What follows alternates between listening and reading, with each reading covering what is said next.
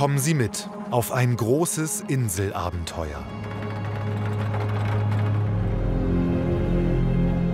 Los geht's! Ja? Vertraust du mich? Ich vertraue dir. Ja, okay, geil. Ich vertraue dir. Geil, guck mal, mein Freund, eine Füße hier. Hier rein? Wir sind auf den Kapverdischen Inseln. Was glaubst du, was erwartet mich hier auf der Reise? Hier. Boah, das wird schon ein schönes Abenteuer sein, weißt du?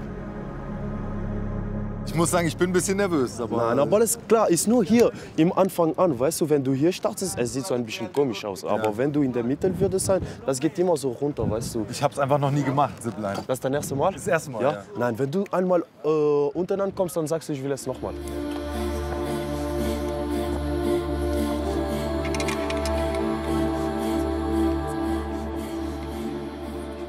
Los geht's! Herzlich willkommen auf den Kapverdischen Inseln! Die Kapverdischen Inseln sind ein Paradies für Naturfans und Erlebnishungrige. Kristallklares Wasser, weiße Sandstrände. Eine bunte und faszinierende Unterwasserwelt. Und eine vielfältige kulturelle Mischung aus Südamerika, Afrika und Europa.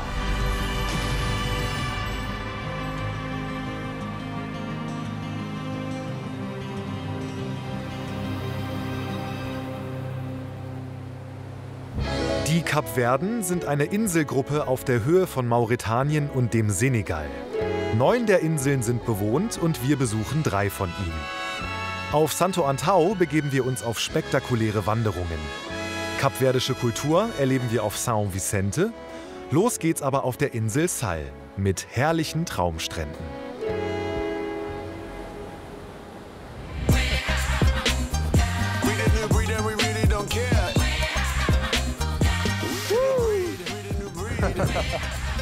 So, Ramon, wie war's?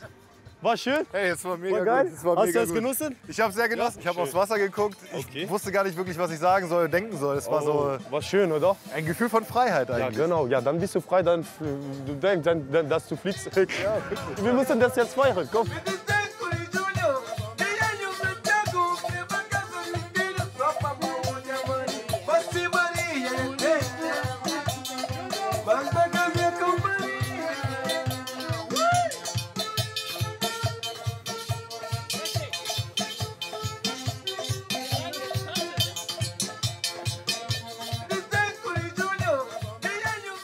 Ey, ich bin jetzt keine Stunde hier und habe schon das Gefühl, auf der allergrößten Party zu sein. Das kann ja nur ein Riesenabenteuer werden.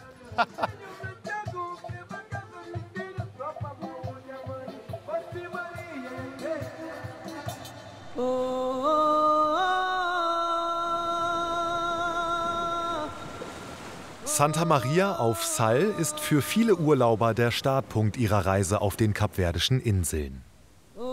Der Ort ist touristisch sehr gut erschlossen.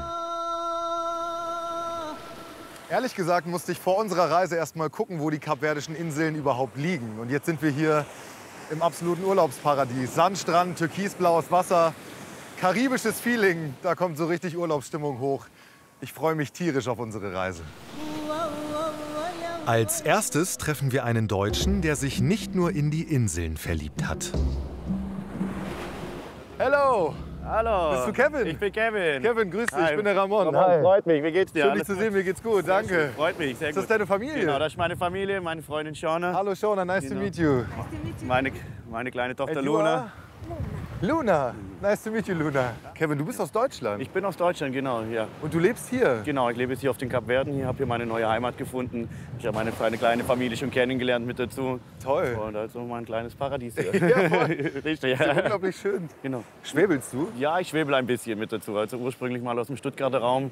ja. Aber jetzt schon also seit 7 Jahren den deutschen Boden nicht mehr gesehen mit dazu. Also hier spielt sich mein Leben hier komplett auf Sal ab. Kevin, der Schwab von Sal. Genau, das ist sozusagen. genau der Schwab von Sal. Sehr schön. Kevin wohnt mit seiner Freundin Shauna und seiner Tochter in Santa Maria. Ihre Reiseagentur bietet auch Touren zu diesen Meeresbewohnern an. Luna macht eine Schildkröte mit mir aus Sand. The baby. This is the baby. Das ist das Baby And this is the mother. und das ist die Mutter. Kevins Vater hat hier früher als Arzt gearbeitet. Nach der Schulzeit zog es ihn dann auch auf die Kapverden.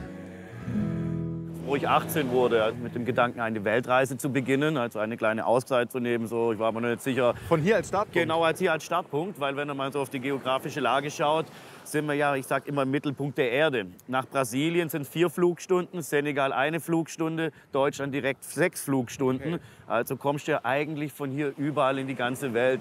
Und dann wollte ich von hier eigentlich die Welt bereisen, aber dann kam meine kleine Tochter Luna relativ so schnell zur Welt. Und dann sind wir hier geblieben mit dabei. Also es klingt ja, als hättest du 2 Herzen, die du verloren hast. Eins an Shauna und eins an die Insel. Genau, also so kann man das wirklich sagen. Oder generell an die Kapverden, also an die Familie der eine Seite und die Kapverden, meine neue Heimat, die andere Seite. Das hast du richtig schön gesehen.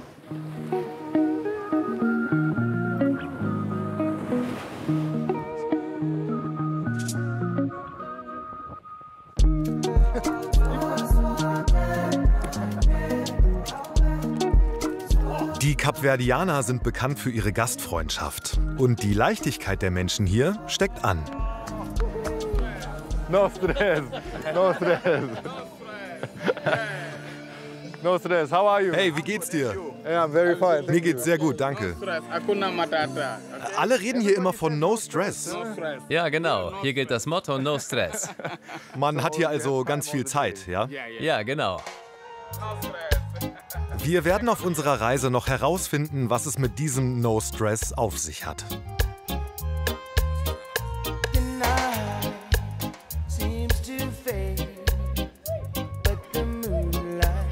Hey, hier ist ja richtig was los. Ja, das ist unser Fischersteg. Hier spielt sich das Leben ab. Ja. Vorne gibt es die Fische. Hier gibt es aber auch leckere Kokosnüsse. Oh, wow. Ich denke, das hören wir doch mal so eine gönnen, oder? Sind die frisch? Die sind frisch und also von den anderen Inseln. Hallo, good morning. Die Kokosnüsse stammen von der größten kapverdischen Insel, Santiago. Thank you very much. Hey, Chin Chin. Chin Chin, zum Salut, Wohl, lasst euch wohl, Prost. lasst euch schmecken. Auf Chin, Luna, auf dich. Chin. Ja, zum Wohl. Du bist schon fertig. Ja, guck mal. Luna und Früchte. Da gibt es so einen Spaß. Wow, eiskalt. Eiskalt lecker, gell? Total frisch. Lecker. Ja, sehr lecker. Bist du hier aus Sal, Shauna? Nein, ich komme von der Insel São Vicente, aber ich wohne auf Sal. Wie unterscheidet sich denn die Insel Sal von den anderen Inseln? Auf Kap Verde. In São Vicente haben wir den Karneval. Hier auf Sal ist er nur recht klein. Aber auf São Vicente ist Karneval riesig. Und wie verbringst du deine freie Zeit hier?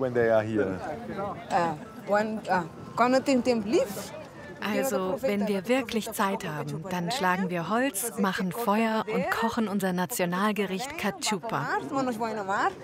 Das dauert mehrere Stunden und die Zeit nutzen wir dann. Wir fahren an den Strand, bauen ein Zelt auf, spielen Fußball und genießen das Meer. Die ganze Familie ist dann auch mit dabei. Das machen wir am liebsten.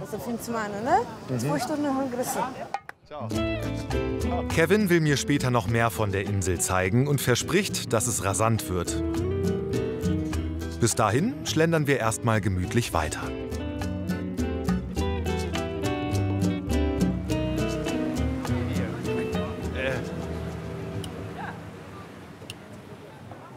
Yeah, basically. Mr. President, Geht's dir gut? das gibt's ja nicht. Ja, mir geht's super. Mr. Obama, sind Sie es wirklich? Ja, ich bin es. Der andere Obama ist nur Fake. Du hast den echten getroffen. Keine Sorge. Er sieht aus wie Präsident Obama. José ist wegen seiner Ähnlichkeit mit dem ehemaligen US-Präsidenten Barack Obama ein beliebter Selfie-Partner. Habt ihr eine gute Zeit hier auf Sal? Nice. Und wo kommst du her? Germany. Du bist deutsch? Ja, ich bin deutsch. Ich bin Ramon, hallo. Ja, hallo, Andrea. Hallo Andrea, grüß Aus dich. Kleve am Niederrhein. Aus Kleve am Niederrhein. Ja, sehr schön. WDR-Fan. Und hier mit dem Präsidenten jetzt da. Ja, das war's. Wir waren schon mal auf anderen Inseln, aber jetzt nur Sal, nur Erholung und gut gehen lassen. Ja, und das Promis kann man hier treffen. gut. Und Promis treffen, genau. Und noch mehr Promis treffen. Ja, das macht Spaß hier. Ja. Was ist denn das Schöne hier an der Insel? Was hast du bisher so entdeckt? Ja, super Strände natürlich, geht kaum besser. Man muss nicht so weit fliegen und gute Hotels hier, nette Menschen, immer freundlich, super Essen. Also alles, was man für einen Erholungsurlaub braucht. Yes. That's what we call Wir haben hier ein schönes Wort, Morabeza. Morabeza, people. Morabeza? Yes. Das Wort kommt aus dem Portugiesischen und verbindet das Wort Liebe und Schönheit. Aha. Und zusammengenommen meinen sie die Schönheit der Insel und die Herzlichkeit der Menschen. Das macht uns Menschen hier aus. Es war schön, dich kennenzulernen. Mr. President, darf ich auch ein Foto mit Ihnen machen? Aber gerne, lass uns ein Selfie machen. Das wird mir keiner glauben in Deutschland. Das muss ich doch beweisen. José macht jeden Tag unzählige Selfies mit Urlaubern.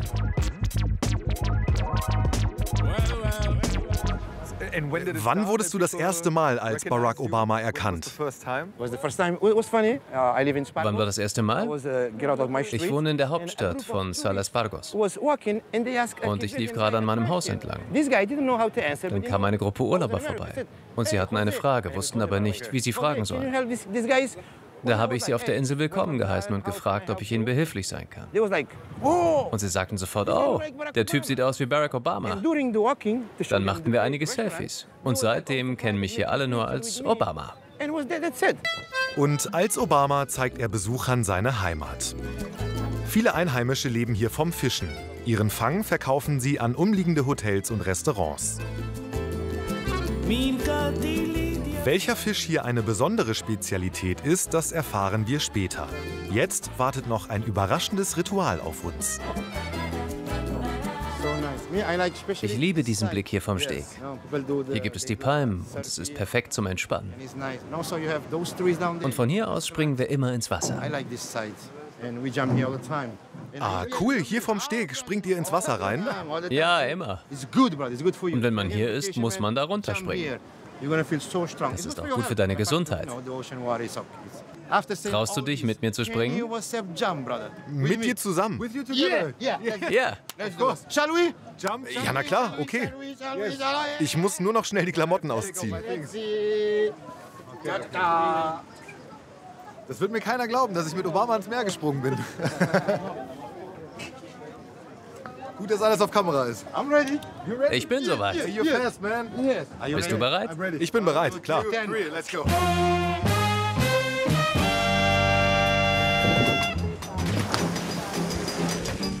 That's what I'm talking about, nigga. That's what I'm saying. Yeah. Nice. I feel good. Die Wassertemperatur auf den Kapverden fällt das ganze Jahr nicht unter 20 Grad und kann bis auf 27 Grad steigen. Hauptreisezeit ist zwischen November und Juni.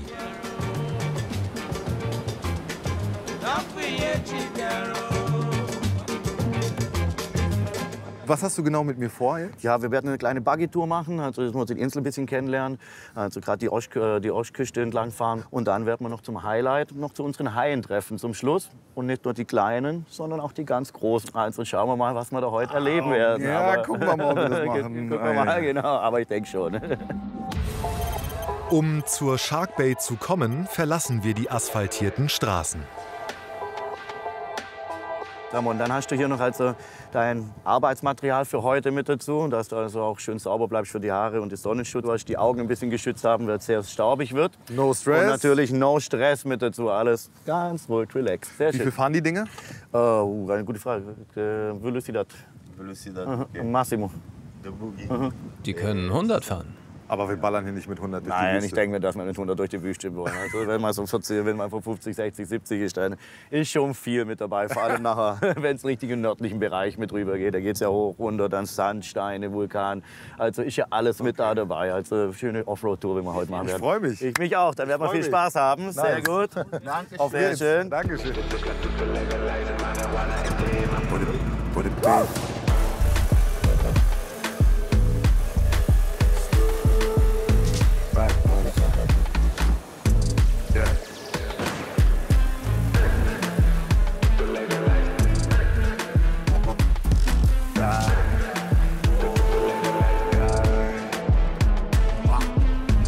Boah, ist das krass.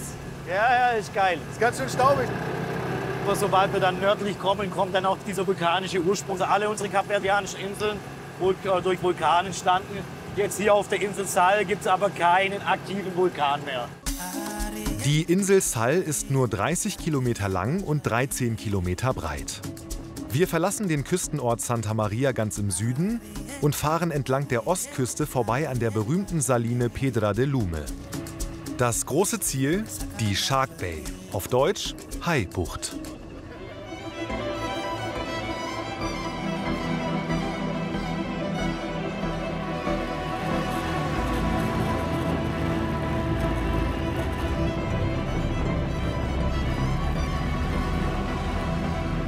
Boah, kommen wir hier hoch? Ja, das schaffen wir auf jeden Fall. Ja? Ah, Power, Action.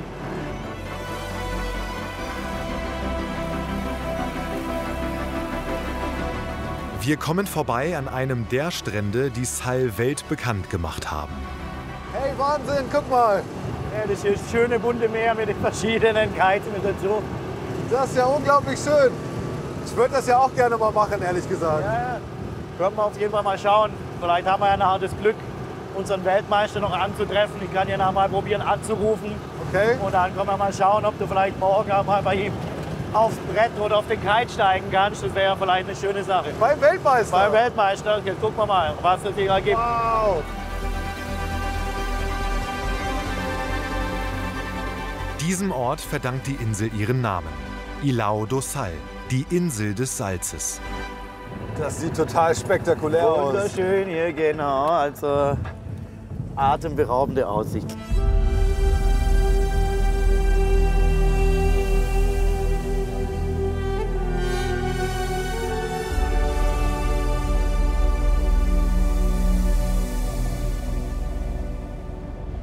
So, dann haben wir hier noch also unsere Salzkristalle. Also das entsteht bei dem Trocknungsprozess bei den Salinas, wenn das Salz hergestellt wird. Und unsere hart arbeitenden Kapverdianer und Kapverdianer tun sich hier diese Salzkristalle verkaufen. Sind bei uns unter anderem also auch kleines Talismänner. Und für einen kleinen Obolus darf man sich dann natürlich da auch so einen mitnehmen. Und wenn du möchtest, darfst du Hast da du dabei? Hab ich Ja, ein bisschen was mit dabei, Ja. tust du mit dazu und dann darfst du da auch ein Glückssteinchen oder Salzsteinchen mitnehmen.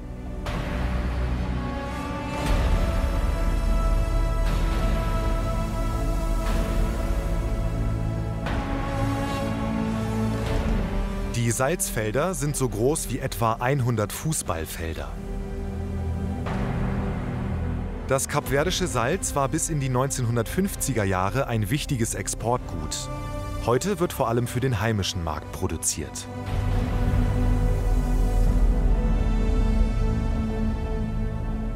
So, dann haben wir also hier diese getrockneten Flächen Salz. Steinhart. Steinhart. Und dann aber auch, wenn du es in der Hand hast, fühlt es so ein bisschen ölig oder seifig so ein bisschen mit an. Das ist ja wie Fett, wie Ja, Öl. so Ja? wie so Fettöl.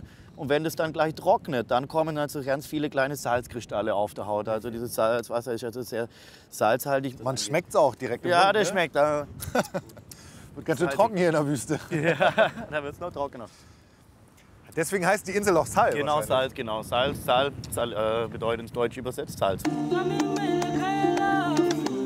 Der Salzabbau ist ein harter Job, denn hier wird noch vieles mit der Hand gemacht. Und das in gleißender Sonne.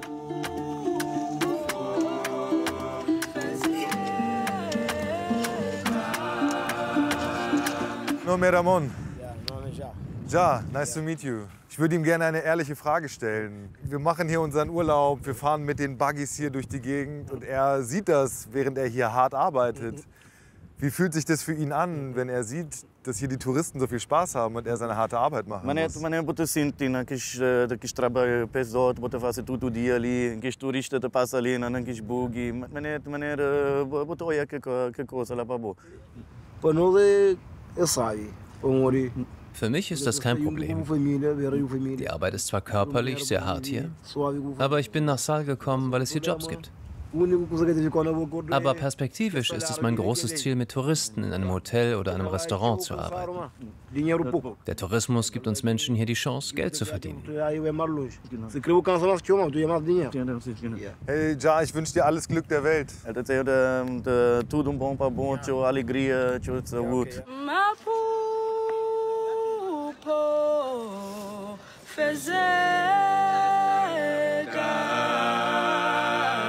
Es ist schon irgendwie ein komisches Gefühl, hier mit so einem Quad durch die Gegend zu fahren. In so einer Region, in der noch so hart gearbeitet wird, in der es kaum regnet. Und man hier als Tourist so eine Art paradiesische Erfahrung machen kann. Es hat was leicht Skurriles irgendwie.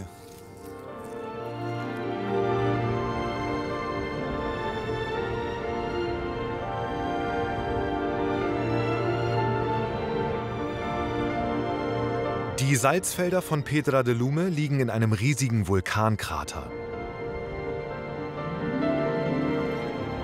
Ein künstlicher See aus Meerwasser ist die Attraktion. Wie im Toten Meer können Besucher hier auf dem Wasser schweben.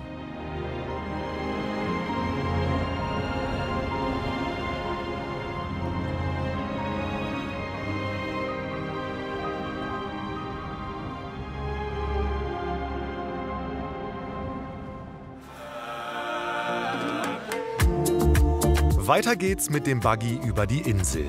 Unser Ziel, die Haie an der sogenannten Shark Bay. Und jetzt wird's richtig sandig.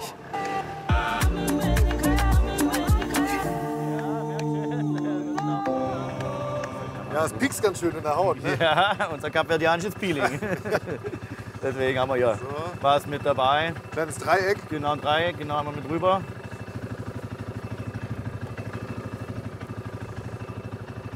Ja, das fühlt sich gut an. Das fühlt sich gut an. Wir sind keine Banditen, wir wollen nur das Abenteuer Kapverden erleben. Auf geht's? Auf geht's, genau. Mit dem Buggy dürfen wir nur auf den dafür vorgegebenen Wegen fahren. Die Piste zu verlassen ist streng verboten. Aber auch auf den Pisten ist die Fahrt nicht ganz ungefährlich. So, wir sind jetzt hier gerade mitten durch die Wüste gefahren. Plötzlich haben wir gesehen, dass hier ein Auto quer steht, quasi fast im Wasser. Und das schleppen wir jetzt ab. Wir versuchen jetzt zu helfen, dem wieder aus der Patsche zu kommen. Mal gucken, ob es klappt. Wäre schön.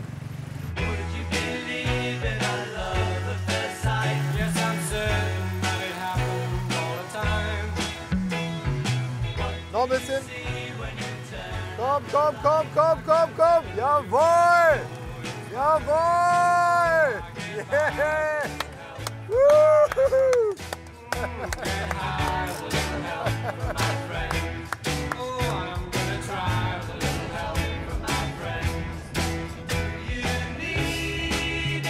Und dann geht es endlich zu den Haien an die Shark Bay.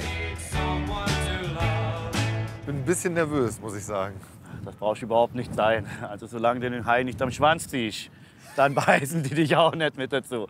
Aber es ist ein ganz ein ungefährliches Unterfangen als auch dieser Mythos der blutrünstige Menschenfresser, die es die Medien und die Filme darstellen, wirst du gleich etwas Besserem belehrt werden. Ohne Guide darf man nicht zu den Haien ins Wasser. Auf uns wartet Luis Gonçalves. Ich habe direkt eine Frage, kann ich ihm vertrauen? Das ist meine Frage. Klar, klar. Puoi confiare in voi? Also sind die un pochettino mit? Bist du bereit etwas in Ade? Er muss sich keine Sorgen machen. Also du kannst ihm vertrauen. Okay, gut. Sie essen nur Fisch. Luis gilt als der erfahrenste unter den Guides. Das erste Muss für Besucher: Wasserschuhe leihen, denn wir laufen über ein scharfkantiges Riff. Du hast das schon gemacht? Ja, klar. Du hast noch beide Beine? Ich habe noch beide Beine. Okay. Nur mein kleiner Zeh fehlt. Ey, das sagst du zum falschen Moment. Luis gilt hier als der Hai-Flüsterer. Er kennt die Haie wie kaum ein anderer. Angriffe auf Menschen gab es hier noch nie. Trotzdem gibt es wichtige Regeln. Wenn du mit denen aufgewachsen bist, mit den Haien, dann weißt du ja genau, wie man mit denen umgeht. Ich weiß das überhaupt nicht. Ich komme einfach aus der Stadt. Was mache ich, damit ich die Tiere gut behandle, wenn wir jetzt hier draußen sind? Das Wichtigste ist, sei immer respektvoll mit den Tieren. Denn wir betreten jetzt das Zuhause der Haie und nicht andersherum. Und in jedem Zuhause, so wie bei uns Menschen auch, gibt es Regeln. Die wichtigste Regel ist, dass du die Tiere auf keinen Fall anfassen darfst. Weder streicheln noch anfassen. Ansonsten bekommen sie Angst. Und das Einzige, was die Tiere tun können, um sich zu schützen, ist beißen. Aber du musst dir wirklich keine Sorgen machen. Ich war schon als Kind mit den Haien zusammen im Wasser und weiß genau, wo sie sich aufhalten und wo sie entlang schwimmen, damit wir ihnen nicht in die Quere kommen. Deswegen können wir auch unter Wasser problemlos filmen. Hier ist noch niemand von einem Hai gefressen worden.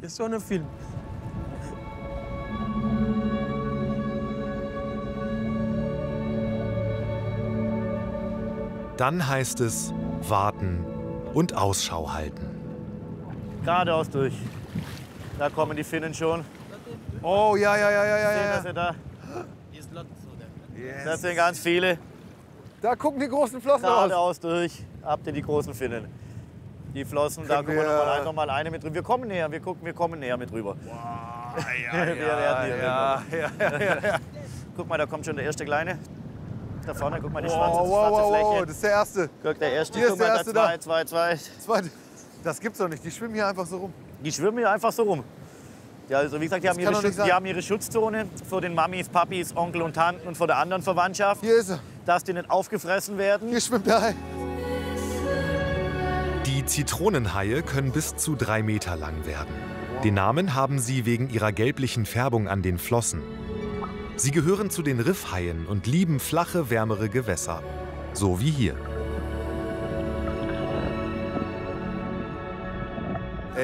Täusche ich mich oder werden sie größer die ganze Zeit? Kann das sein? Es werden auch mehr. Es werden mehr. Das tauscht. Der hier ist ja natürlich ein Prachtexemplar. Oh, jetzt fliegt er aber ganz nah an meinem Bein vorbei. Die jüngeren, kleineren Haie schwimmen in Ufernähe, um sich vor den anderen Raubfischen zu schützen. Und weil die Menschen sie anlocken. Luis, habt ihr Futter dabei oder kommen sie einfach so? Ich komme seit meinem 10. Lebensjahr hierher zu den Haien. Ich erinnere mich gut daran, dass hier immer schon die kleinen und die großen Haie waren. Wir haben die Haie hier nie gefüttert, denn sie finden in ihrem natürlichen Lebensraum genügend Futter. Seitdem die Touristen hierher kommen, locken wir die kleinen Haie an. Aber die ausgewachsenen, bis zu 3 Meter großen Haie schwimmen weiter draußen und ernähren sich vom Wildfang.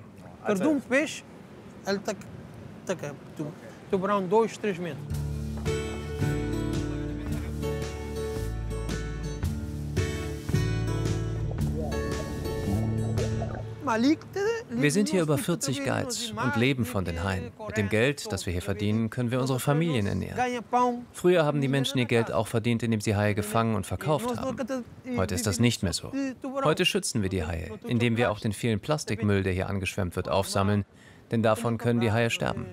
Wir arbeiten auch eng mit den Behörden hier auf Sal zusammen, um die Tiere nachhaltig zu schützen.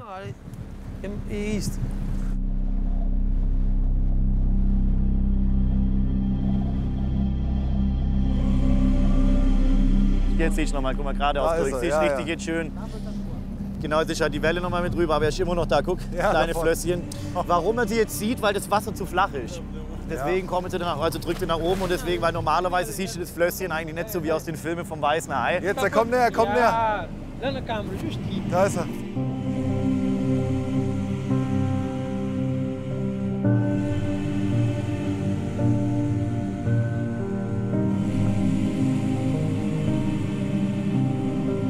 Je tiefer wir ins Wasser gehen, desto näher kommen wir den ausgewachsenen, bis zu 3 Meter langen Haien. Ich fühle mich total ehrfürchtig gerade, ehrlich gesagt. Also, es ist so eine Mischung aus Angst und Faszination.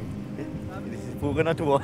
Pure Natur, ja. Also ich würde ihn total gerne viel näher sehen und eben eigentlich mal Hallo sagen und streicheln, aber das geht ja nicht.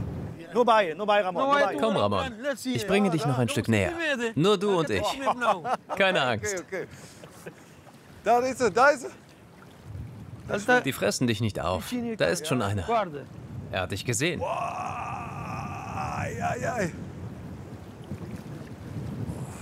Aber jetzt dreht er ab. Der Hai sieht uns beide und dann verschwindet er. Er hat wohl genauso viel Angst vor uns, wie, gut, er nicht, aber wie ich vor ihm.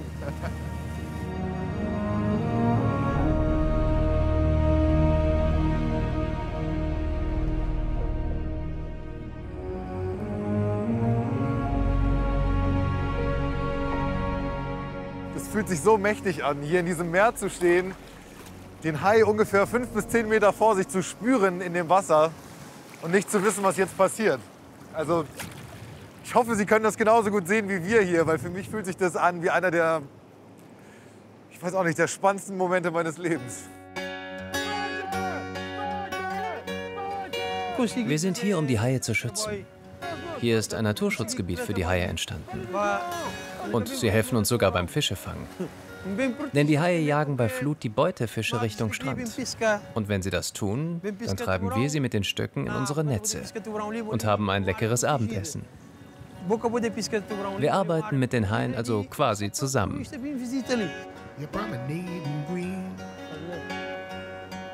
Tell me who you love, tell me who you love.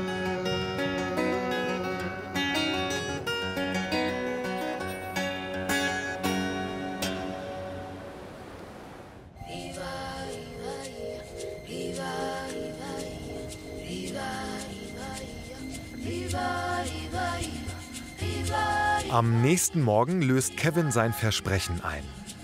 Er hat ein Treffen mit dem kapverdischen Weltmeister im Kitesurfen organisiert. Es ist eine riesige Ehre, bei dir zu sein. Jeder kennt dich hier. Vielleicht ein bisschen, ja. Mito Monteiro ist einer der Pioniere des Kitesurfens auf den Kapverden. Seit seinem Weltmeistertitel 2008 gilt seine Heimat als Hotspot für Kitesurfer auf der ganzen Welt.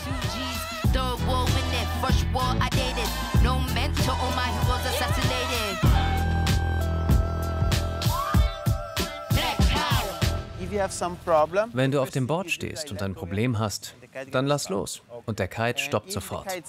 Und wenn du trotzdem noch weiter übers Wasser gezogen wirst und Angst hast, dann musst du einfach an dem Sicherheitsseil ziehen. Probier's mal. Aha, okay. Dann wird automatisch das Sicherheitsseil ausgelöst und der Kite hat keine Kraft mehr. Du darfst dich auf keinen Fall weiter festhalten. Lass einfach los. Ansonsten fliegst du weit weg. That's the reflex and you don't do it. Okay. Good.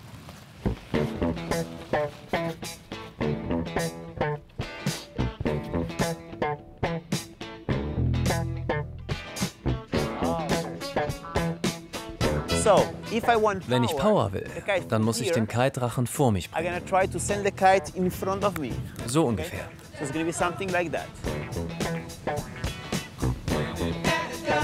So, und jetzt bist du dran.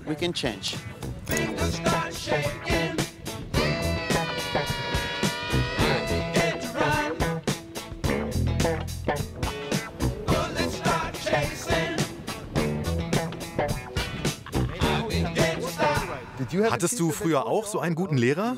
Nein. Du hast dir das alles selber beigebracht? Ja, ganz alleine. Das war echt hart. Das ist ja verrückt. Mit dem Kite ist es zwar schön, aber es kann auch ganz schön gefährlich werden. Und dann die ganzen Sicherheitsvorkehrungen. Aber okay, ich bin ja noch am Leben.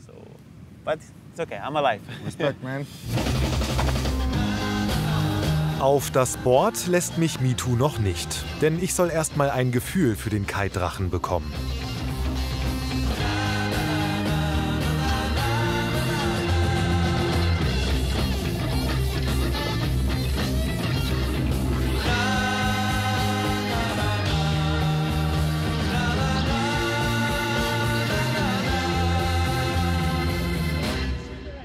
Nice feeling. It's like flying. Es fühlt sich ein bisschen wie Fliegen an. That's great. Thank you very much, man. It's a pleasure. Next time. Beim nächsten Mal mit ein bisschen mehr Zeit können wir es mit dem Board probieren. Mito ist auf Sal geboren und kitet hier schon seit seiner Kindheit. Es ist einfach so schön hier, auch mit dem kristallklaren Wasser. Manchmal sehe ich beim Kiten noch ein paar Schildkröten. Es ist wie im Paradies. Ich reise sehr viel, aber je mehr ich von der Welt sehe, desto mehr möchte ich hier sein. Ich hatte ein Projekt, wo ich alle kapverdischen Inseln mit dem Kite besucht habe.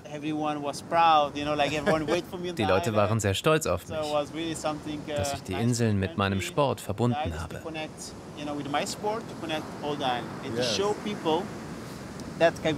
Die Kapverden sind 10 Inseln und alle sind schön.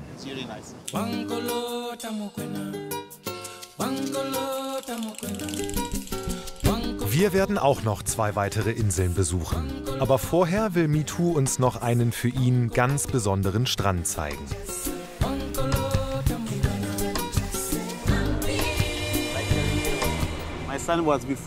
Mein Sohn war vorhin hier auch am Surfen.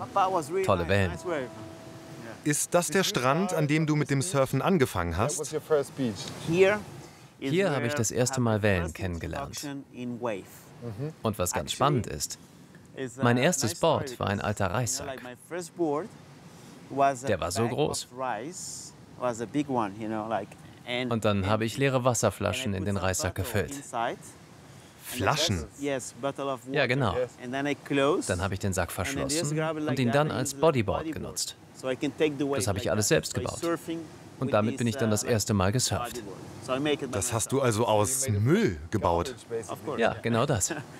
Echt? Ja, das war mein erstes Board.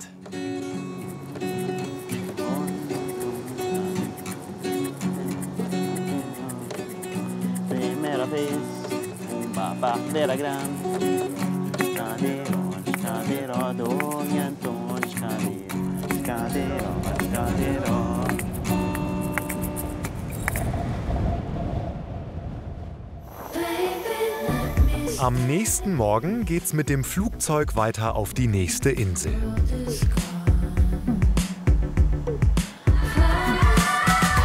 Unser Ziel ist São Vicente, die Insel, von der die wohl bekannteste Kapverdianerin, die Sängerin Cesaria Évora, stammt. In der Hafenstadt Mindelo wollen wir den Karneval kennenlernen und mit Riesenschildkröten schnorcheln.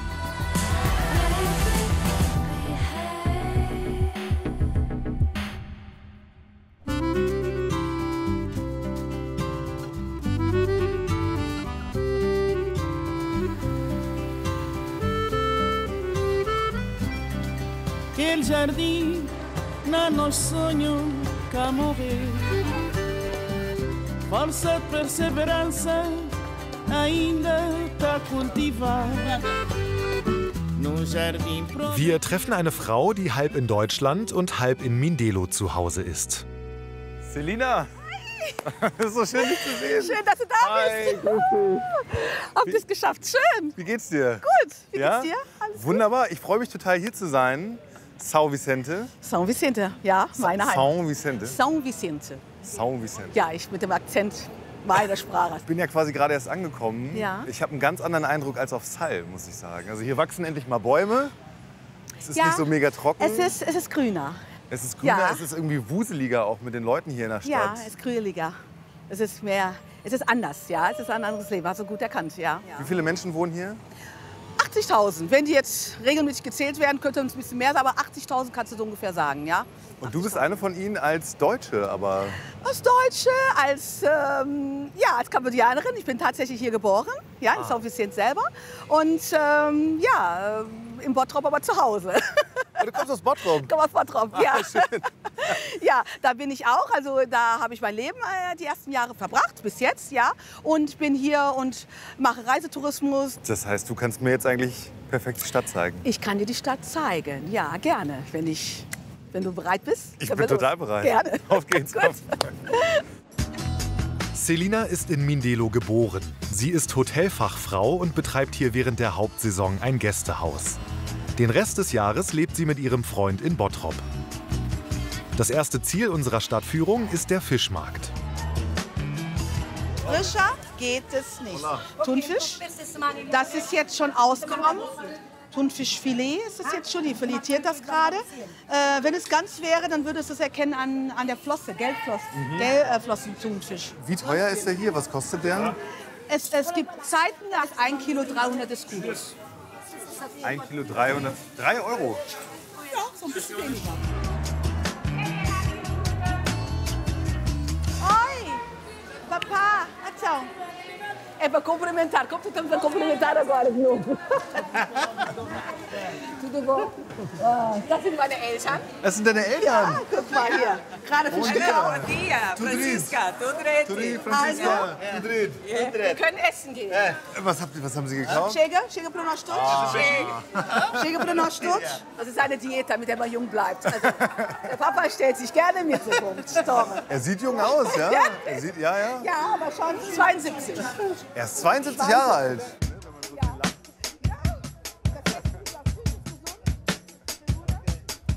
Aber hat er den Eindruck, dass du irgendwie eine deutsche Art hast oder so? Tá a perguntar se tu tens a impressão que eu sou mesmo alemã, que eu tenho aquele espírito alemão. Der kapverdianische Geist ist geprägt von einer unglaublichen Herzlichkeit. Celina trägt diese Lebensfreude und das Feuer in sich. Und diese Lebensfreude wollen wir auch an andere Menschen weitergeben.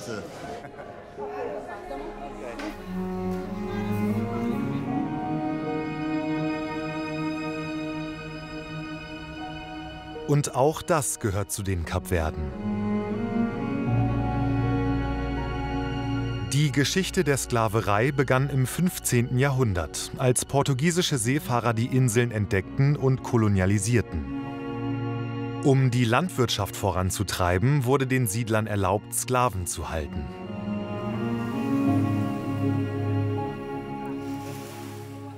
Hier gab es ja keine Menschen hier. Aus Afrika, Senegal, Mosambik, Guinea-Bissau würden Menschen hierher gebracht. Und und Sklaven und freie Menschen, die hier gelebt haben, die haben keine andere Wahl. Wenn du dich verliebst, wenn du mit jemandem zusammen bist, dann kennst du eigentlich keine Farbe oder was anderes. Und das ist schön, dass es hier passiert ist, dass es sehr früh klar war, dass die Menschen doch ganz gut miteinander leben können und das abgelegt haben, diesen Sklaventum. Und das ist gut so. Im Jahr 1876 wurde die Sklaverei offiziell abgeschafft. Übrig geblieben ist die kulturelle Vielfalt. In Mindelo finden sich vor allem brasilianische Einflüsse.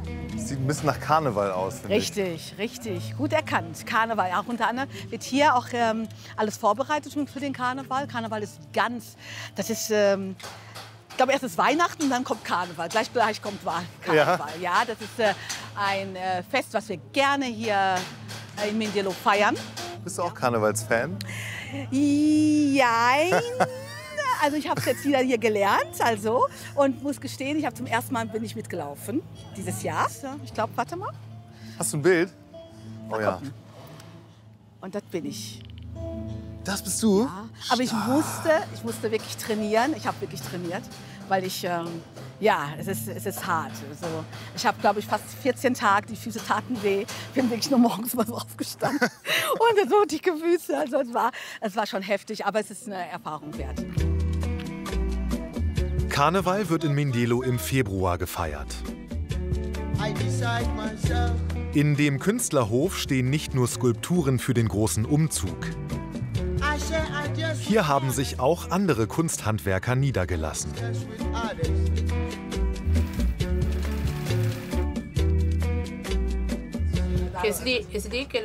In der Tasche ist ein Plastikkanister eingenäht. Für viele Menschen ist das einfach nur Müll. Für mich und meine Tochter ist das aber nützlich. Wir überziehen den Kanister mit afrikanischen Stoffen aus dem Senegal und am Ende kann niemand sehen, dass darunter ein Kanister steckt.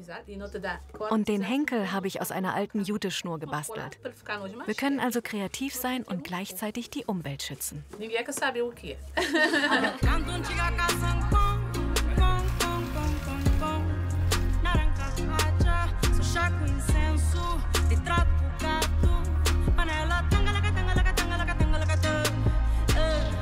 Ja, Kunst hat immer eine Bedeutung.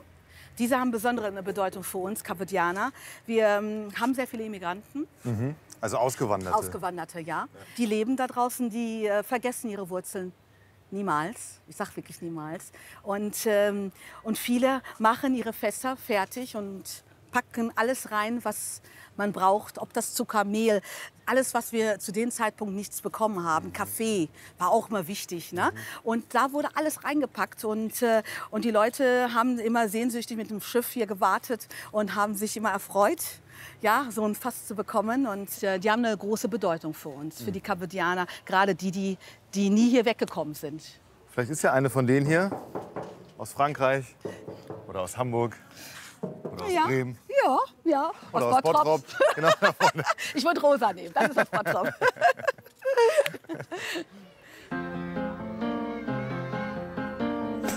Wir fahren an den Strand von São Pedro. Dabei geht es vorbei am höchsten Punkt der Insel auf 744 Metern, dem Monte Verde. Und am Strand erwartet uns ein ganz besonderes Erlebnis.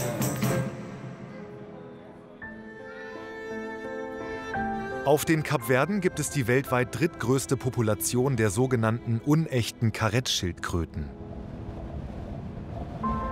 Der Nachwuchs schlüpft zwischen Juni und November. Die Babyschildkröten müssen sich ohne Schutz über den Strand und ins tiefere Wasser kämpfen. Die Tiere stehen auf der roten Liste gefährdeter Arten. Deshalb gibt es auf den Kapverden Hilfsorganisationen, die auf verschiedenen Inseln Niststrände schützen und Brutstationen betreiben. Um die Schildkröten hautnah zu erleben, treffen wir Eder. Er ist Tauchlehrer und bietet Touren zu den Tieren an. Hey, was hast du heute mit uns vor? Wir fahren gleich raus in die Bucht, wo ihr mit Schildkröten schnorcheln und tauchen könnt. Und wo ihr ein paar Felsformationen unter Wasser entdecken könnt. Das heißt, wir sehen die Schildkröten? Ganz sicher sogar. Und wie groß sind die?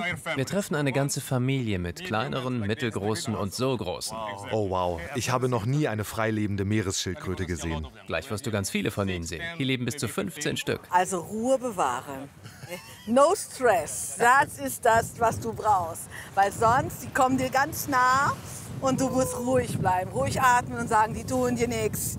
Die sind ganz lieb, alles ist gut. Und die tun auch wirklich nichts. Ich bin gespannt, I'm excited.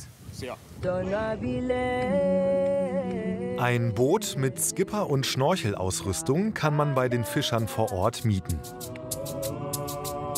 We come here with the fishermen, with tonegers.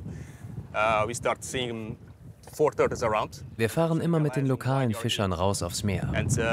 Am Anfang haben hier 4 Schildkröten gelebt. Und wir haben uns gefragt, warum sie genau hier hinkommen. Und dann haben wir irgendwann festgestellt, dass sie wegen der Fischreste von den Fischern hier in die Bucht kommen. Heute leben hier 14 der Tiere.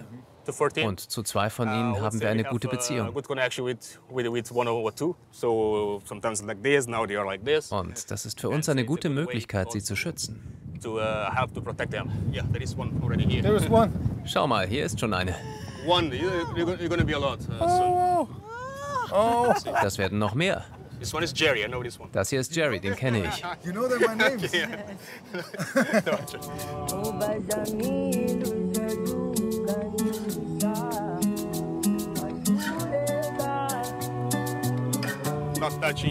Bevor es ins Wasser geht, noch ein paar Regeln. Ihr dürft die Tiere nicht anfassen. Das gilt allgemein im Wasser. Nichts anfassen und auch nichts aus dem Meer mitnehmen. Wir nehmen nur die Erinnerungen mit aus dem Wasser und hinterlassen nur Luftblasen.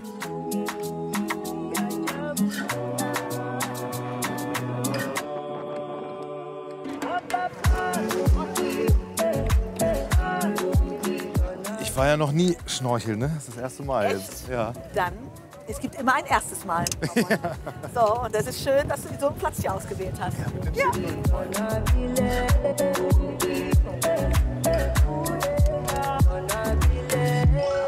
Hey, ich freue mich auf ein einmaliges Erlebnis jetzt. Ich mich auch, mit dir zusammen.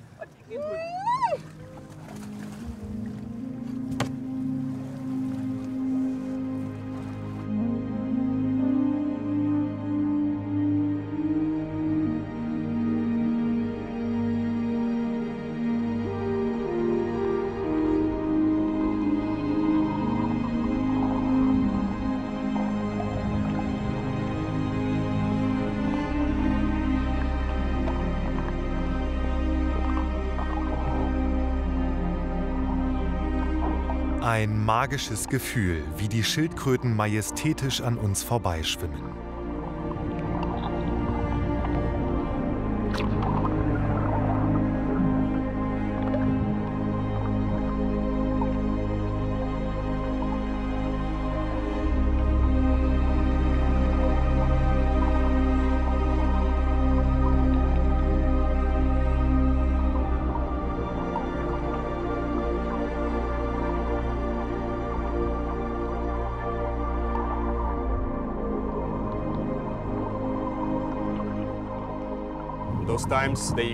Bis vor nicht allzu langer Zeit gab es hier Fischer, die Schildkröten gefangen und ihre Panzer verkauft haben.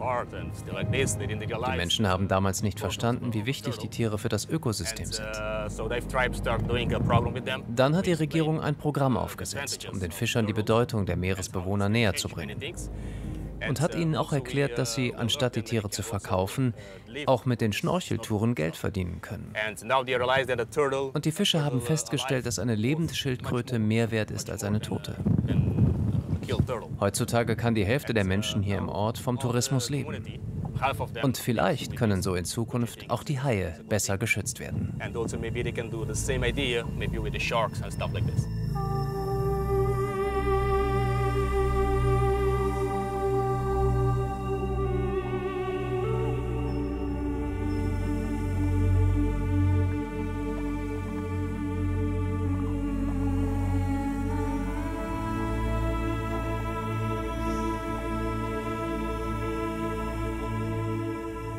Was für friedliche, angenehme Wesen. Ja, das meinte ich. Man kann es nicht beschreiben. Man muss wirklich unten sein. Es ist magisch. Ich glaube magisch. Es ist magisch. Magisch. Genau. Ich glaube, das ist das Wort. Dieser eine Moment, den hatte ich, da bin ich da lang getaucht und dann schwamm sie oder flog sie direkt unter mir durch. Ja. Ganz nah dran. Ja, und dann muss man ruhig bleiben. Da muss man ruhig bleiben, genau. Genau so geht's mir. Oder ich hatte kurz das Gefühl, oh, ich weiß nicht, was ich machen soll. Ich weiß nicht, einatmen, ausatmen, was soll ich machen? Aber es ist schon toll. Ja. Die Kapverden sind auch wegen einer Frau berühmt, der Sängerin Cesaria Évora. Im Jahre 2011 ist sie verstorben, aber in Mindelo überall sichtbar. Wir treffen eine Weggefährtin. Patricia, how are you? Schön, dich zu sehen. Nice to meet you. Ramon. Tudrit. How are you, Patricia? Schön, dich kennenzulernen. Selina hat mir erzählt, dass du eine gute Freundin von Cesaria Évora warst. Ja, das war ich. Und ich hatte die große Ehre, für 3 Jahre als ihre persönliche Assistentin und Übersetzerin zu arbeiten. Man sieht ihr Bild ja überall in den Straßen. Die Leute scheinen sich immer noch sehr stark mit ihr zu identifizieren. Sie war überall sehr beliebt, weil sie einfach so authentisch war. Und sie hat ihre Heimat sehr geliebt. Wir nennen solche Menschen Mindelen, also jemand, der aus Mindelo kommt. Sie war das Gesicht dieser Insel und der Kapverden, aber vor allem von Mindelo. Sie war durch und durch Kapverdianerin aus São Vicente. Und darauf war sie sehr stolz. Cesaria Évora hat einen Grammy Award gewonnen und weltweit Konzerte gegeben. Patricia führt uns ins Café Royal, wo Cesarias Karriere begann. Das ist ein Anblick, oder? Hier auf der Bühne hat sie gesungen. Diese Bar war immer sehr gut besucht. Die Seeleute vom Hafen kamen hier immer hin, denn die Bar war bekannt für gute Musik.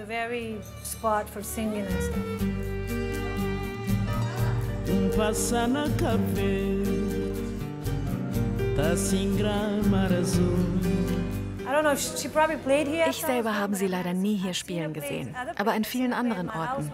Ich habe sie bei mir zu Hause singen hören oder zu familiären Anlässen. Damals wurde sie oft mit Alkohol bezahlt. Für eine Flasche Whisky hat sie gesungen. Und sie hat 4 Packungen Zigaretten geraucht. 4 Packungen am Tag? Ja, sie hat viel geraucht. Aber ihre Stimme ist doch so sanft. Sie hat sogar auf der Bühne geraucht, auch in den USA, obwohl das dort niemand macht, weil es strengstens verboten ist. Sie rauchte einfach überall. Sie hat den Leuten dann gesagt, entweder ihr schaltet die Rauchmelder aus oder ich singe nicht.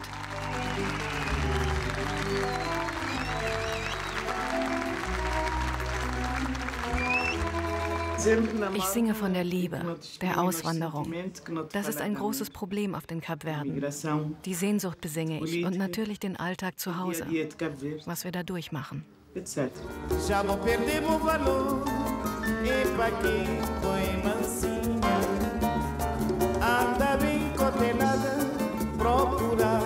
Cesaria Évora wurde auch die Königin des Morna-Gesangs genannt. Eine melancholische Musikrichtung, ähnlich dem portugiesischen Fado. Sie war immer bodenständig und wusste auch nie so richtig, wie erfolgreich sie eigentlich war. Sie fand es immer seltsam, wenn Menschen extra in ihr Land und zu ihrem Haus kamen. Oder wenn Menschen im Konzert weinten, fragte sie immer, hey, warum weinst du jetzt? Sie war sehr demütig.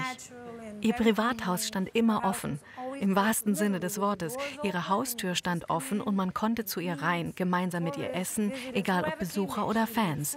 Sie war den ganzen Tag meistens zu Hause, aber nachts war sie ständig unterwegs. Ihren größten Erfolg hatte sie mit dem Lied Saudade.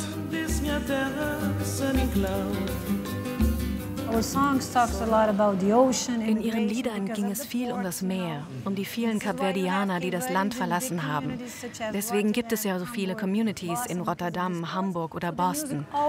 Und Saudade heißt übersetzt so viel wie Heimweh, Weltschmerz der Menschen, die das Land verlassen haben und die Sehnsucht haben, zurückkommen zu wollen. Darum dreht sich das Lied. Und deswegen ist das Lied auch weltweit bekannt geworden. Jeder kennt es, wirklich jeder.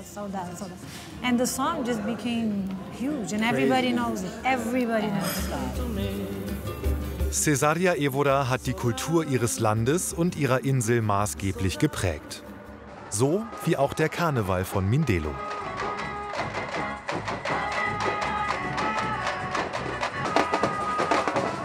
Beim Karneval treten die verschiedenen Stadtteile gegeneinander an. Der Bezirk mit den ausgefallensten Kostümen und mit den besten Tänzern gewinnt. Der Karneval von Mindelo ist Kunst. Und ich werde zu dieser Zeit zum Künstler des Karnevals. Es ist mein großer Traum, mein eigenes Atelier zu eröffnen, in dem ich Kostüme und Accessoires für den Karneval designen und herstellen kann. Dafür fehlt mir leider noch das Geld. Aber ich bin wie ein Huhn, das seine Körner eins nach dem anderen aufpickt, um dieses Ziel zu erreichen. Elmo Correia ist der Kostümdesigner des Stadtteils Nord.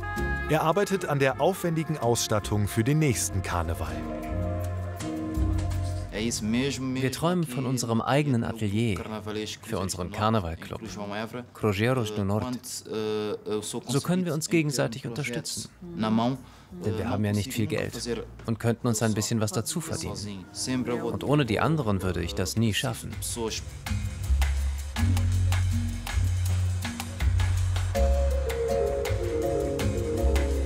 Wir dürfen bei einer Probe dabei sein.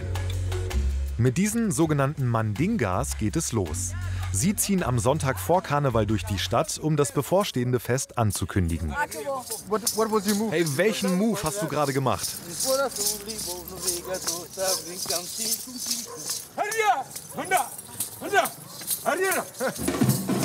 Der Mandinga führt uns zur Open-Air-Karnevalsprobe.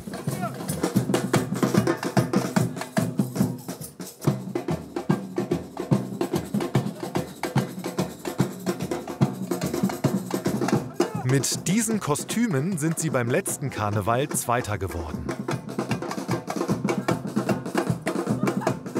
Alles Handarbeit. Es ist total schön. Ja, heute ist die Probe besonders schön. Die Musik ist so toll und alle sind so leidenschaftlich. Wahnsinn. Während des Karnevals gebe ich mich dieser Aufgabe völlig hin. Dann versuche ich, all meine Kraft zu bündeln und widme sie nur den Kostümen und dem Karneval.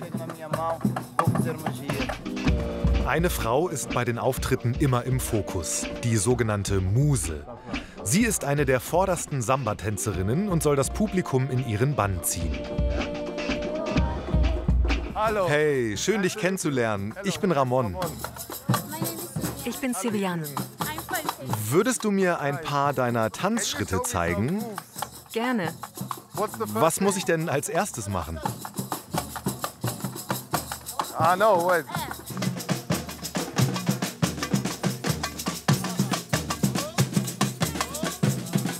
Now?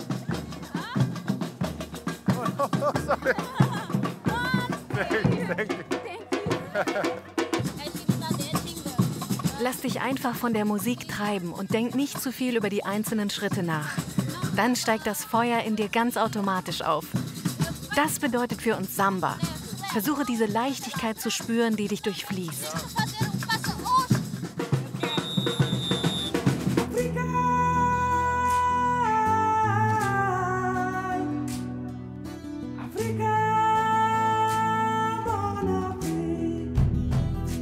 Die Batacudas, die Trommlergruppen, ziehen während des Karnevals durch die Straßen. Sie vermischen brasilianische Einflüsse des Samba mit kapverdischen Rhythmen. Ich kenne sowas eigentlich nur aus dem Fernsehen von Brasilien oder von Rio oder so. Das fühlt sich hier so ein bisschen so an, oder? Natürlich ist der Karneval aus Brasilien noch mal größer und professioneller. Aber wir haben mit unserer Musik, den Kostümen und unserem Tanz unseren eigenen Karneval entwickelt. Heute kommen sogar Menschen aus Brasilien zu uns nach Mindelo, um Karneval mit uns zu feiern. Sivian ist in Mindelo geboren. Im Karneval übernimmt sie mehrere Rollen. Ich bin allen voran die Muse. Ich bin gleichzeitig aber auch die Vertreterin der obersten Schlagzeugerin. Sollte sie also in Ohnmacht fallen oder sich ein Bein brechen, müsste ich für sie einspringen. Deshalb muss ich die ganzen Choreografien kennen und muss auf alle Eventualitäten vorbereitet sein. Bist du stolz auf euren Karneval und auf deine Rolle? Karneval ist mein Leben. Ich mache das, seitdem ich ein Kind bin. Als Muse bleibt kaum Zeit für Freizeit, denn alle meine Outfits habe ich auch selbst genäht und das braucht viel Zeit. Aber wir lieben es eben.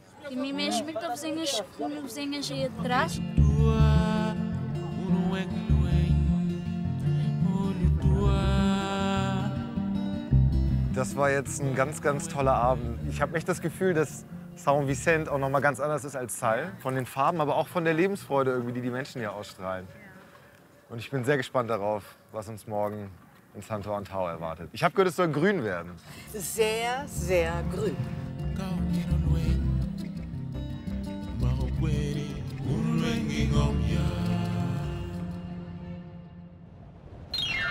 Mit der Fähre geht es am nächsten Morgen nach Santo Antão. Die Insel gilt mit ihren grünen Tälern als der Garten der Kapverden. Sie ist vor allem bei Wanderern sehr beliebt. Wir wandern durch das Paultal entlang des Küstenwanderwegs bei Ponta do Sol und entdecken einen versteckten Wasserfall bei Xoxo.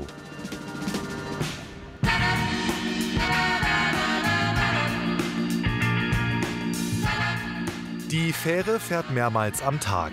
Die Fahrt dauert ca. 1 Stunde. Am Hafen sind wir mit unserem Guide verabredet. Ach, guck mal, Fretzen! Da ist er. Fretzen? Also unser Mann. Então, querido. Tudo bom? Tudo bom? Oh, bom dia. Olha, meu amigo. Tudo bem? Eu sou Ramon. Fredson, nice to meet you. You speak English? I speak English. Okay, so, perfect. Welcome to Cabo Verde. Herzlich willkommen auf den Kapverden. Yes. Und ich hoffe, ihr genießt euren Aufenthalt noch mehr, als ihr sowieso schon erwartet. Fredson bietet zusammen mit seiner Familie Touren auf den Kapverden an. Gemeinsam wollen wir den Nordwesten von Santo Antão erkunden. Ich freue mich total, weil alle immer zu mir gesagt haben, Santo Antão sei der Garten der Kapverden. Ja, das ist wirklich der Garten der Kapverden. Wir sind jetzt noch auf der trockenen Seite der Insel. Ja, stimmt, sieht eher trocken aus. Ja, aber warte, bis wir auf die grüne Seite der Insel kommen. Da kommen wir auch an einem der höchsten Berge der Insel vorbei, einem inaktiven Vulkan. Und du wohnst hier? Ja, ich wohne hier. Ich wohne seit 33 Jahren hier. Bin aber in Mindelo geboren, weil die Krankenhäuser dort besser sind. Aber all meine Verwandten leben hier. Santo Antão ist wahrscheinlich deine Lieblingsinsel, oder? Nicht nur wahrscheinlich, sondern ganz sicher. Die Insel ist einfach sehr schön. Nicht nur, weil ich hier lebe, sondern einfach, weil es wahr ist. Don't you know?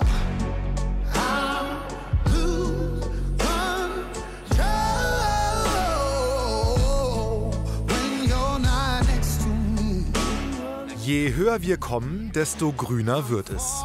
Unser erstes Ziel ist der Naturpark Cova auf rund 1100 Metern. Der Krater ist der Startpunkt unserer Wanderung ins Paultal.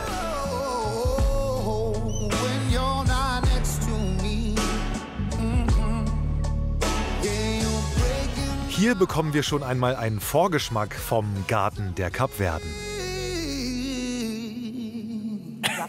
Ja. Ist sie wirklich so sauer? Sauer. Das ist sauer. Hier. Du machst ins Wasser. Can I try it? Kann ich sie auch mal probieren? Sauer macht lustig. Yeah. Lächeln. Wow. Lächeln. Dá bocadinho. Eu vou pôr o meu na minha água. Posso? Wow. Oh, das ist krass. Fredson bietet nachhaltige Wandertouren an. Dazu gehört auch eine Einführung in die heimische Pflanzenwelt. Oh, that's a real almond. Boah, das ist eine echte Mandel. Ja, schau, hier in der Schale ist die Frucht. And that's the almond. See? Tiny one, but Zwar etwas we have an klein, almond. aber eine echte Mandel. Oh man, it's intense. Yes.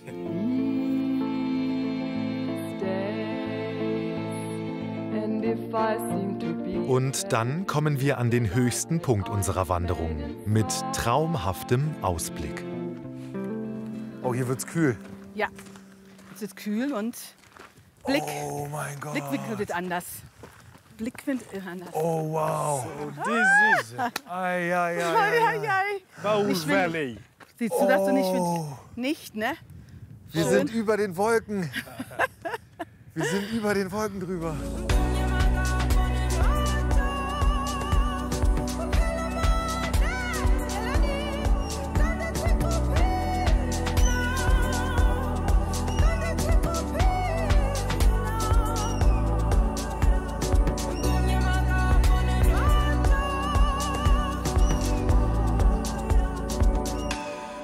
Wenn wir unten angekommen sind, warten frischer Kaffee, der hier angebaut wird, und selbstgemachter Kuchen auf uns. Alles aus regional angebauten Produkten. Das ist so beeindruckend. Ich habe doch nicht so viel versprochen. Ne? Du hast nicht zu viel versprochen. Sehr Wow. schön, ja. Und wie hoch sind wir jetzt hier? Wir stehen hier auf ungefähr 1300 Metern. 1300. Und wir laufen heute 700 Meter runter. Das ist ja ein Ausblick. Das habe ich noch nie gesehen, sowas.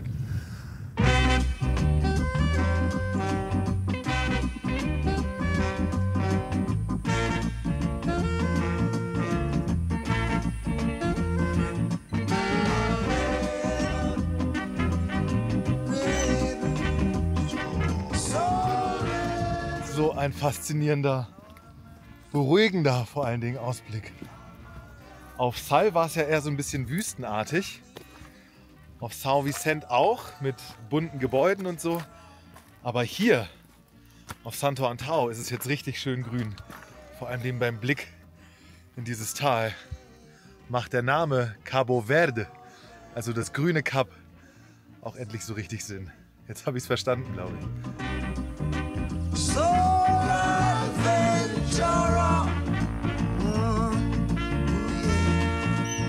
Ihr schuldet mir neue Schuhe, Wanderschuhe. So viel bin ich gelaufen. Ich habe Angst, dass ich jetzt barfuß laufen soll. Das gibt's nicht, guck mal. Aber ich wäre nicht die Selina, wenn ich nicht vorbereitet wäre. War sowieso zu heiß.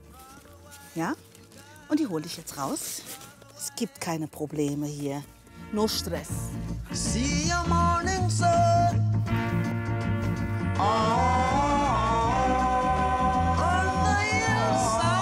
Nach einer guten Stunde kommen wir am ersten Stopp an. Hier gibt es den angekündigten heimischen Kaffee direkt von der Plantage. Travel wide. Travel wide. So. Prost. Prost, ne? Ich will die Augen gucken. Und aber unser, der hat. Tut mir leid. Der- Sorry, tut mir leid, dass du eine Kaffeeallergie hast. Okay. Mir schmeckt Kaffee nicht. Aber du magst hoffentlich den Geruch. Nicht mal den. Und? Oh, ist sehr gut. Ist gut, ne? Nicht bitter. Nicht zu stark. Bitte einpacken, Kleines damit du Tütchen dann Bohnen. morgens, ne, an Cabo Verde denkst. In so einem Moment wie hier. Ja, ja, genau. Ja. Ich hoffe es, ja. Weißt du, für mich ist es wirklich toll, hierher zu kommen und sich das alles anzuschauen. Aber wie fühlt es sich an, hier aufzuwachsen? Für mich war es eine wunderbare Kindheit hier. Ich habe jetzt das Privileg, ein bisschen die Welt bereisen zu dürfen. Und ich sehe Kinder mit ihren Tablets, Smartphones und vor dem Fernseher. Wir waren immer nur draußen, haben Fußball gespielt. Und immer mit allen zusammen. Das war eine gute Zeit. Fredson hat Verwandte in Luxemburg und seine Freundin lebt abwechselnd auf Santo Antão und in der Schweiz. Doch ein Leben woanders kann er sich aktuell nicht vorstellen.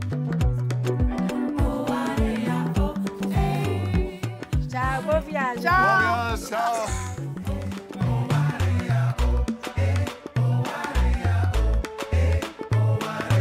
Nach circa 3 Stunden erreichen wir das Tagesziel unserer Wanderung durchs Paultal. Danke.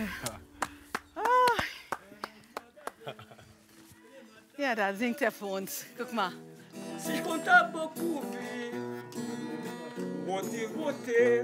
Vou gostar de você. Ai, mama, tá namorando minha tia. Ser mãe catarata, se afasta bem pra cá.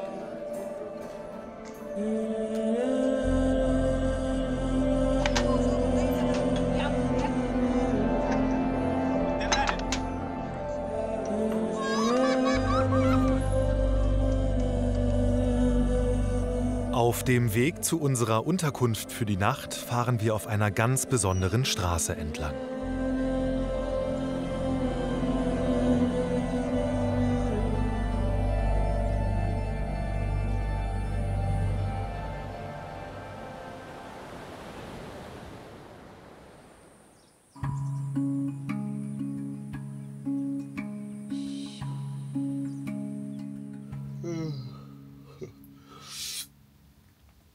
Guten Morgen. Ich muss gestehen, nach unserer Wanderung gestern war ich echt ziemlich groggy und habe nicht mehr so viel mitgekriegt. Unser Fahrer hat uns in einem Hotel abgesetzt und jetzt am Morgen realisiere ich gerade erst, wo wir hier sind. Schauen Sie sich das mal an. Ein Hotel mitten auf einer über 100 Meter hohen Klippe.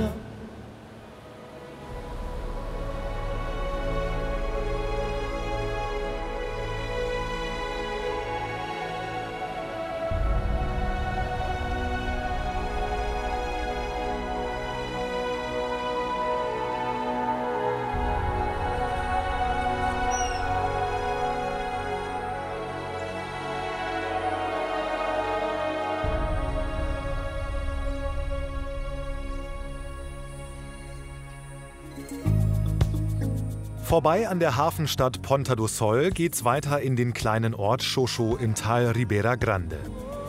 Dort wandern wir zu einem versteckten Wasserfall und wir kochen das Nationalgericht der Kapverden mit Fredsons Familie.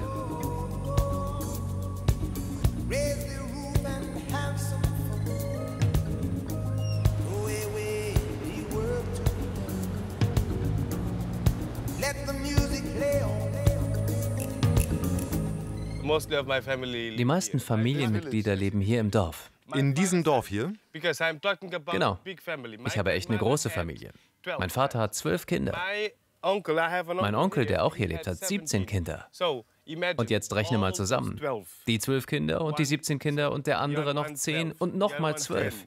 Wir sind eine echt große Familie. In dieser Traumkulisse wollen wir jetzt das Nationalgericht der Kapverden kochen. Die Cachupa. Hola. Nice to see you. Hello. Das ist auch eine Cousine von mir. Und das ein Onkel. Hola. Tut cool.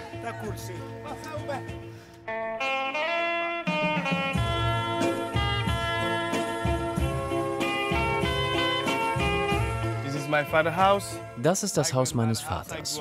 Das ist das Haus meiner Oma, wo ich aufgewachsen bin. Und das Haus gehört meiner Cousine. Und hier kochen wir die Cachupa. Und das ist der Garten. Die meisten Zutaten wachsen hier. Einige müssen erst noch geerntet werden. Und dafür braucht es spezielles Werkzeug. Als erstes ernten wir eine Brotfrucht. Da oben hängen zwei. Und die eine sieht reif aus.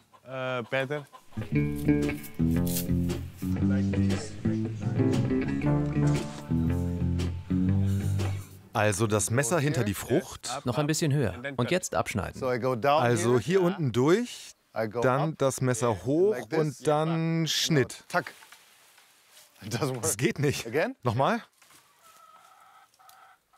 Gibt's da irgendwie einen Trick?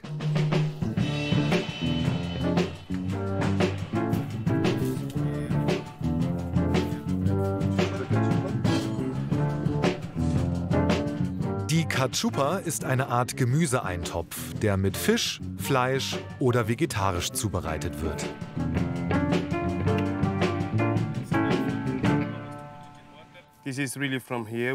Der Mais kommt auch von hier. Das sind verschiedene Sorten. Das ist nicht nur weißer Mais, sondern auch schwarzer, roter und brauner Mais. Ja, ganz viele verschiedene Farben. Der Mais muss aber erst noch geschält werden. Dafür nutzen die Menschen hier eine spezielle Technik. Ich glaube, jetzt wird es körperlich. Water, okay. Du musst als erstes Wasser dazugeben. Ohne das geht's nicht. Erstmal fangen ich und meine Tante an, weil das nicht ganz einfach ist. Sonst springt der ganze Mais hier raus.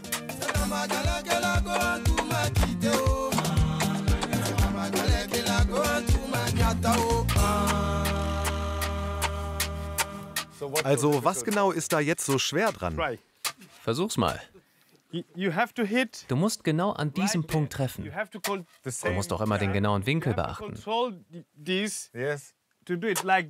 Nicht so und nicht so. Außerdem musst du auch sie schützen, denn sie passt auf dich auf.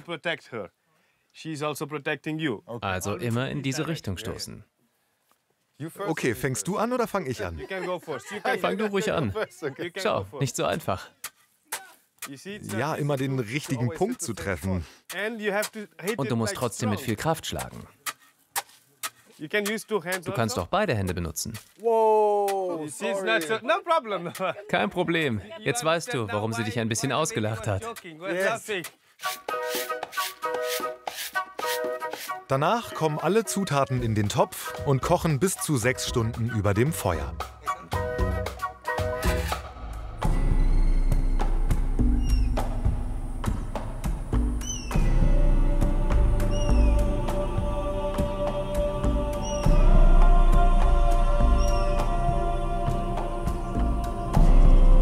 Wir machen uns auf den Weg zum versteckten Wasserfall.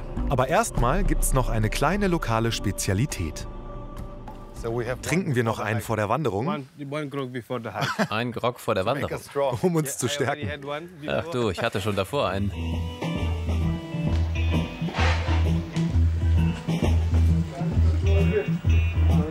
Was genau wird hier hergestellt? Zuckerrohrschnaps.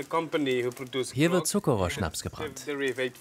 Im Portugiesischen heißt es Aguardente, aber auf Kreol heißt es Grog. Und das wird nur aus Zuckerrohr gewonnen? Genau, aus Zuckerrohr. Wir pressen den Zuckerrohr, sammeln den Saft, dann muss der Saft fermentieren. Und nach ungefähr einer Woche gären, je nach Zuckeranteil, ist er dann so weit, dass man daraus Grog brennen kann. Viele Familien bauen hier Zuckerrohr an und verkaufen ihn an die umliegenden Brennereien. Der Grog ist so etwas wie das Nationalgetränk der Kapverden. Und in der Brennerei gibt's eine Verkostung. Hey, meinem Bauch geht es nicht ganz so gut. Glaubst du, das ist eine gute Idee? Ja, ist sicher. Natürlich in Maßen. With moderation. With moderation. Yes. Okay. Das ist purer Zuckerrohrschnaps. Ja, sie sagt gerade, dass der 45 und nicht 43% Alkohol hat. Klar, 45%. Schön vor der Wanderung hier in der freien Hitze sich reinballern.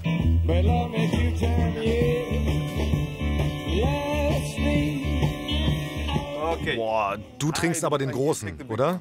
Ja, ja. Und du trinkst nicht mit uns? Sie sagt, sie kann nicht trinken, weil sie arbeitet. Ja, und wir arbeiten nicht, oder was? Stimmt, theoretisch arbeiten wir auch. Ihr Papa kann für sie trinken. Aber der trinkt keinen Alkohol. Okay. Es wirkt nicht so mega vertrauenswürdig, wenn hier keiner mittrinken will, aber wir probieren es trotzdem mal aus. Wir haben einen gefunden, sehr gut.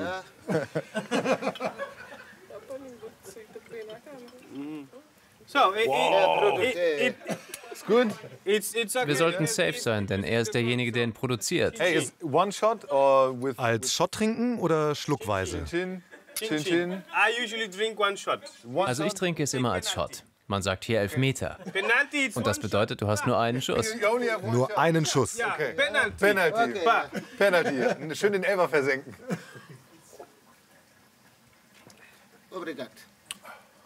Stark? Nein, er ist gut. Er ist hochprozentig, aber ganz weich. Du fühlst ihn dann im Rachen. Ja, jetzt fühle ich ihn. Jetzt fühle ich ihn hier im Hals. Wow. Hey.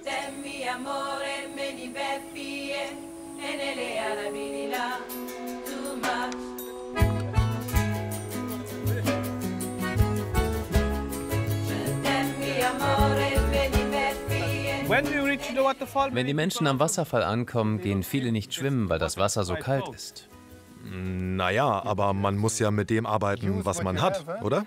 Ach du, ich muss nicht schwimmen. Das ist mir echt zu kalt. Aber für euch Europäer geht das vielleicht. Moment, dann machen wir jetzt einen Deal. Ich wandere mit dir und du gehst mit mir schwimmen. Danke, sehr gut. Das wird lustig. Das Wasser ist wirklich kalt.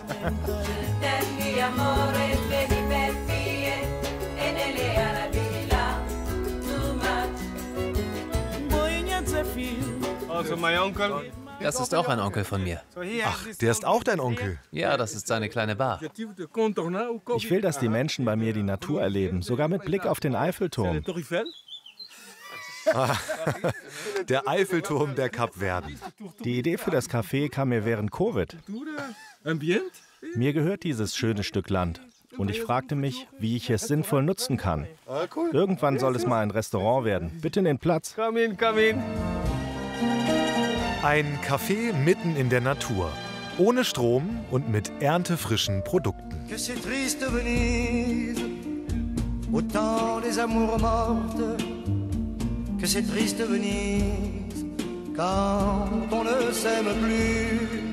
Das grüne Café im grünen Kap der Kapverden.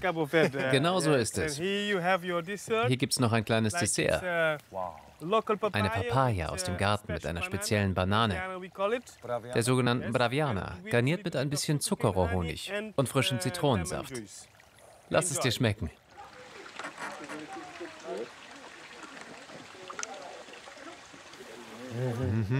Es ist süß. Und die Säure der Zitrone.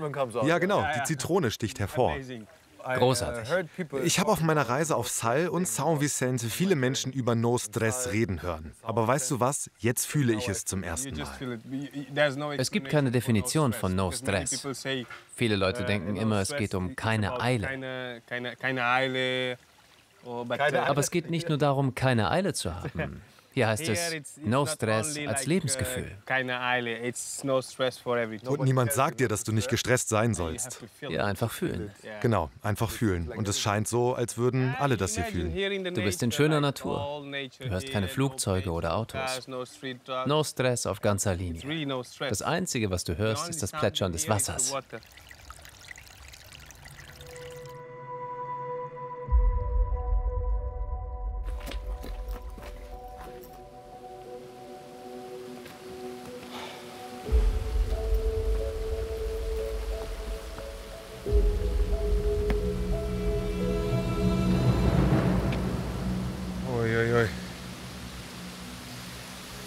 Vielleicht spüren Sie, wie eng das hier alles ist. So einen Kopf einziehen.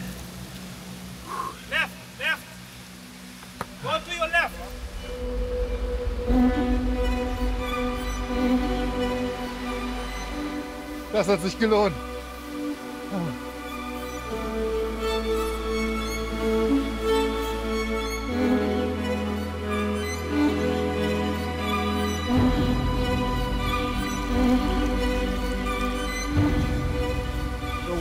Wie ist die Wassertemperatur?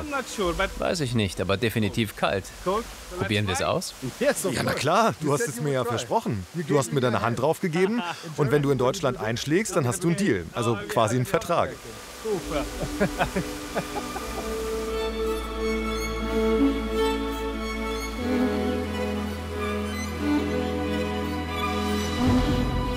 Willkommen im Paradies! Woo!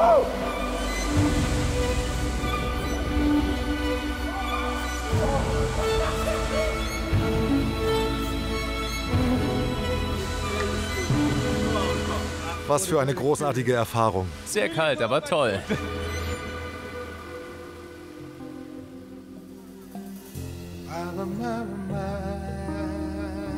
Wir sind zurück im Dorf.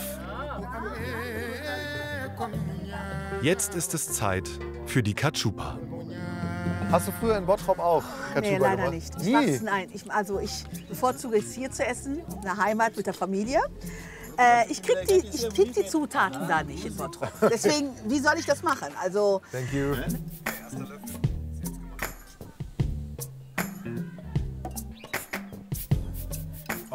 Oh, das schmeckt herrlich. Yes. It's a little bit like Ein bisschen wie Linsensuppe. Linsensuppe. yeah, bonus soup. Ja, nur ein bisschen dickflüssiger und mehr Geschmacksvariationen. It's more than Ja, das stimmt. Es hat sehr viel Geschmack.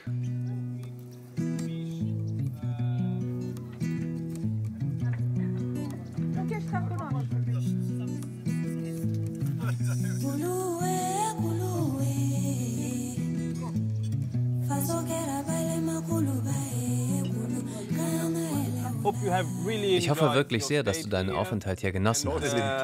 Ja, sehr sogar. Ich erwarte eigentlich, dich hier wiederzusehen. In unserem Land, unserer Insel, in unserem Dorf. in our village. Thank you so much. Ganz herzlichen Dank. Welcome. Danke dir auch. ja, gerne, gerne, gerne. Also, immer wieder. Wie gesagt, Morabeza de Nostera. Morabeza de Nostera.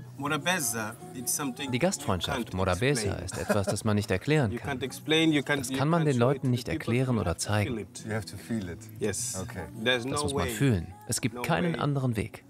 Du musst es fühlen.